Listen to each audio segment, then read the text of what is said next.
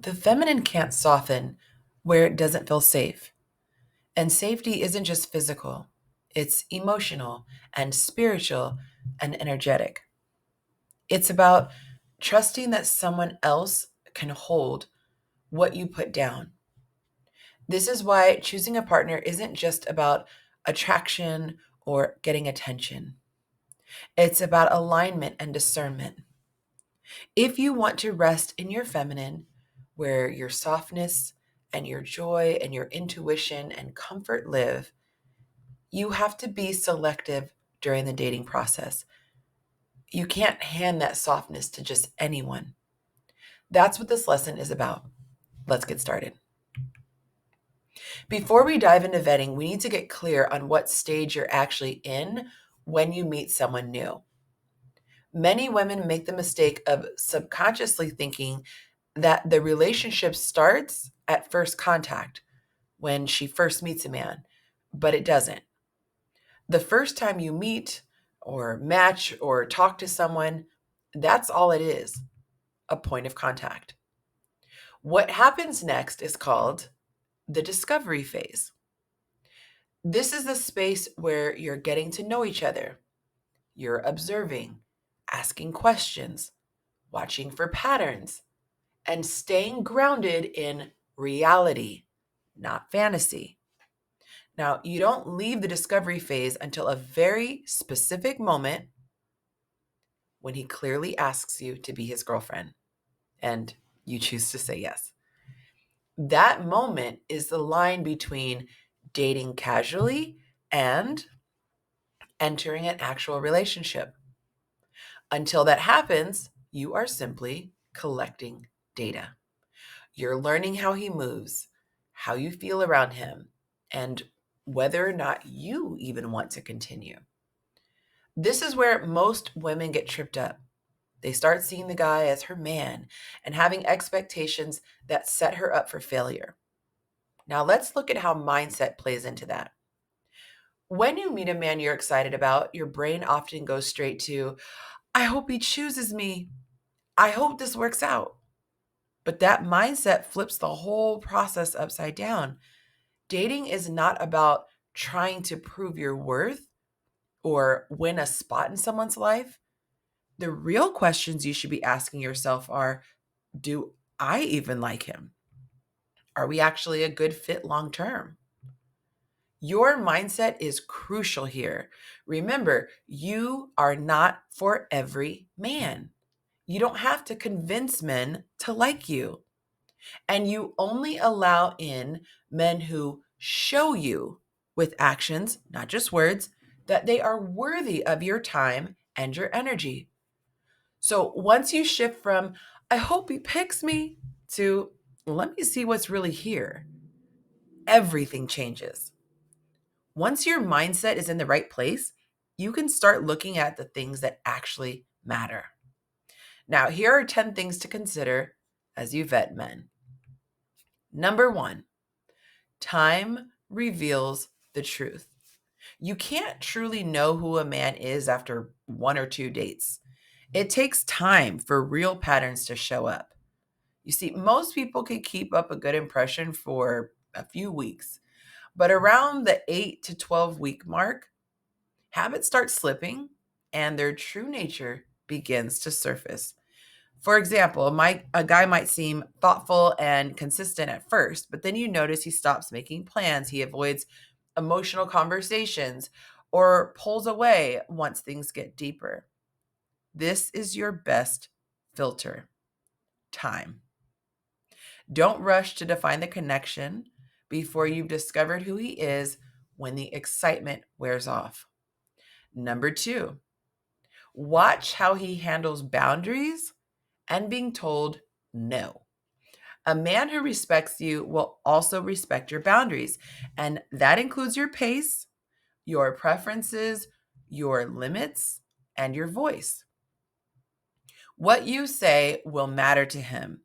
He won't try to debate it or try to steamroll it. He won't twist it to fit his agenda, whether it's about sex, communication, time, or emotional availability.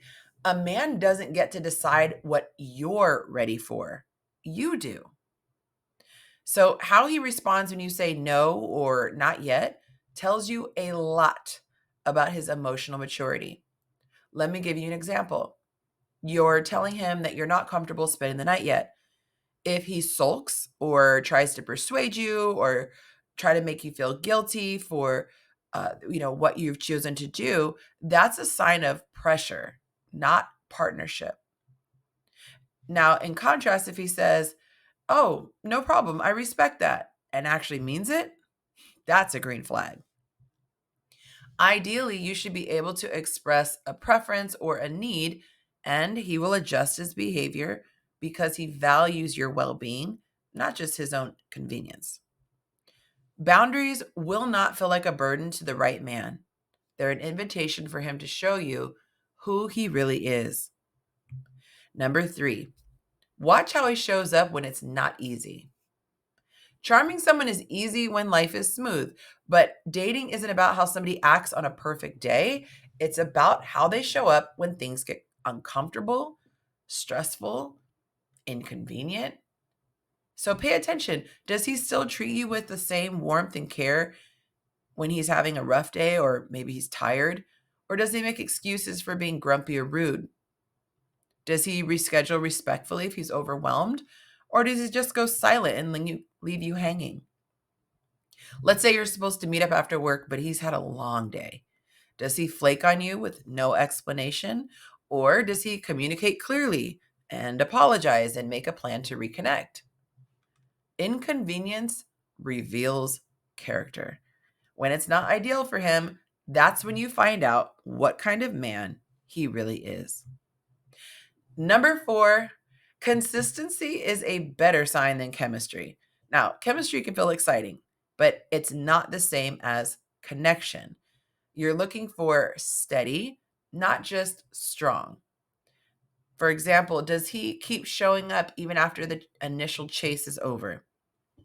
Is his effort steady from week to week? Or is he hot one day and then cold the next? That's not romance, that's confusion.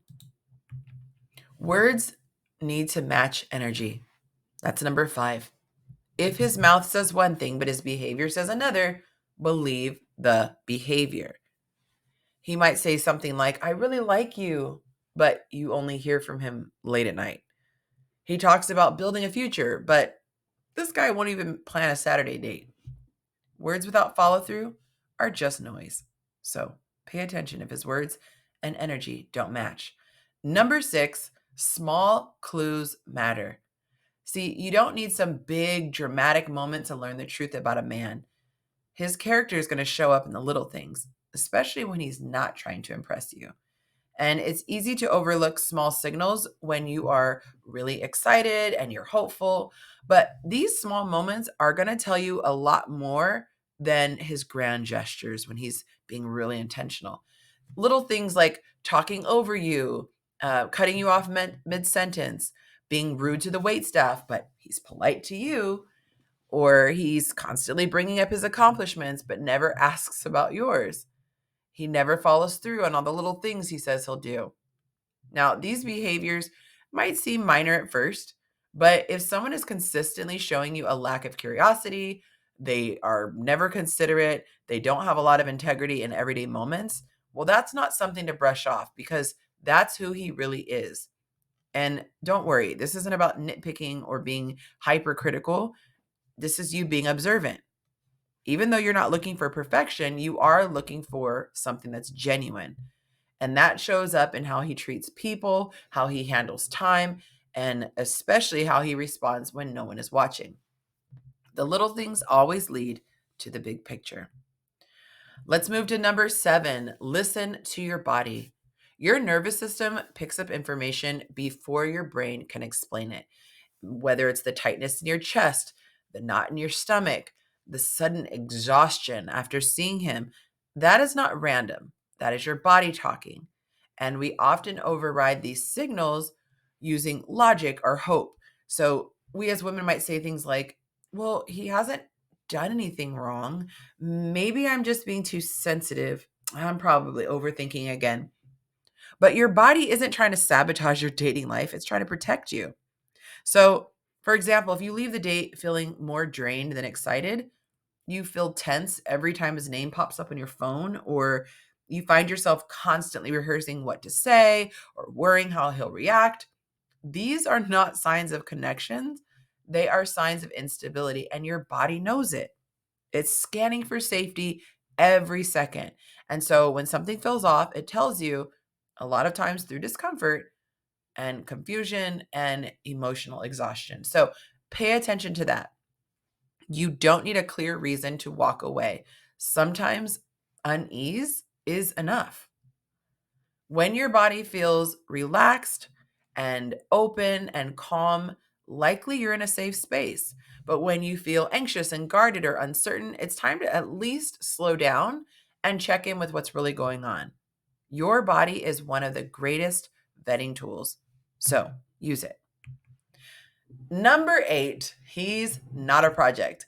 Girl, remember you are not here to fix a man, rescue him from his past, or especially to convince him to choose you.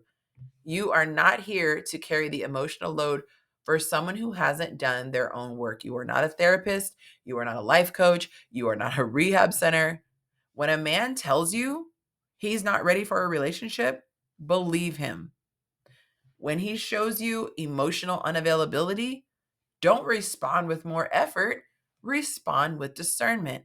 If he says, I'm not in the right headspace for a commitment, but then calls you every night, acts really possessive over you, and flirts like you're already his, that kind of mixed signal is not romantic. It is a red flag. He gets the comfort of connection without the responsibility of commitment, and you're going to end up trying to be enough to change his mind. That is not what partnership is. That is a project. So if a man is emotionally shut down, he's avoidant, he's inconsistent, he's healing from deep wounds, that is his journey to walk. That is not yours to carry. You deserve someone who is ready to love you, not someone who needs to be convinced of your value. Love is something that you earn by, not by effort. Love is not something you earn by effort. It's something that you receive from someone who is ready. Now, you can have compassion for his story without making it your job to complete it. You find yourself constantly rehearsing what to say and worrying how he's going to react. That is not a place that you should be. Number 9, take the clue and move on. You don't need to become an emotional detective. If something feels off, it probably is. If his behavior leaves you confused, pay attention to that, not just his words. We as women are often taught to explain everything, to give the benefit of the doubt and wait and see. But clarity doesn't come from overthinking, it comes from observation. You don't need to decode him. You don't need closure as much as you might think you do. You just need to be honest about what he's showing you. If he calls you wifey material one day and then goes dark for 5 days, or he tells you he's serious about you but never makes plans in advance, that is not mysterious. That is not bad timing. That is a man who is inconsistent, and inconsistency is a clear answer. When you ignore the clues, you're going to stay stuck in cycles of confusion. But when you listen to the data, you give yourself permission to move forward with peace. Not every question needs an answer. Not every shift needs a deep reason. Sometimes the answer is simply, he's not for me. And that's enough. Lastly, number 10, is he the same in every room? Who a man is in private should match who he is in public. Emotional integrity means he doesn't have a performance self and a real self. He shows up with consistency no matter who's watching. When someone's energy or tone or personality shifts based on the room, it can feel exciting at first, but over time it creates instability because you're never quite sure which version of him you're going to get. So if he's affectionate with you behind closed doors, but then barely acknowledges you in front of friends, he flatters you, but then makes passive aggressive comments about your friends or other women, or he's charming with people he wants to impress, but then cold with those he sees as beneath him. That is not leadership, that is image management. So pay attention to how he treats people he doesn't need anything from, people who challenge him, people who make mistakes.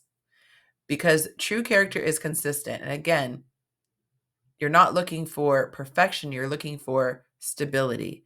And if he has to change masks depending on which room he's in, you will never feel safe resting in the relationship. Remember, the discovery phase is not the beginning of the relationship. It is a trial period. You're not committing yet. You're collecting information.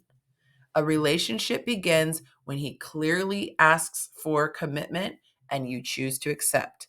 Until then, your mindset is, let me see what's real. Let me watch his patterns.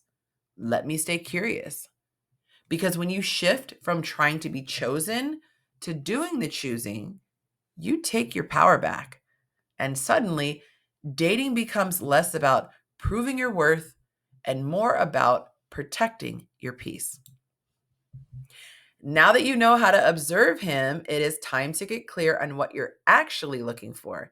In the next lesson, we'll walk through how to define your standards so you can stop settling and start choosing from a place of self respect.